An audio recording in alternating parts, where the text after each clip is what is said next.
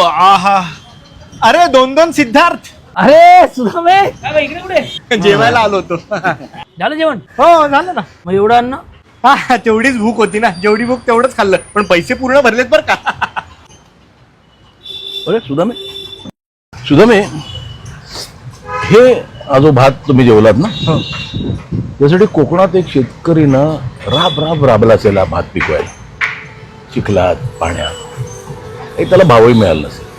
ही जी पुरी तू waste केलीस ना, ते गहू पिकवायला कुठेतरी पंजाबमध्ये करतार सिंग खूप खूप खूप मेहनत केली असेल त्याने.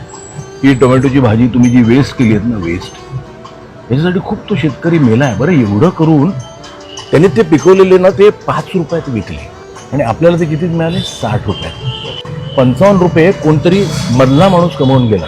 हे जे तुम्ही जेवण जेवता ना, त्याच्या मागे कदाचित एखाद्या शेतकऱ्याने आत्महत्या केली असेल. तर त्याच्या मेहनतीला ना व्हॅल्यू करा.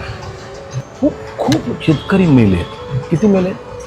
10 वर्षात लाखापेक्षा जास्त शेतकरी मेले. इतका अपमान करू नका रे जेवणाचा.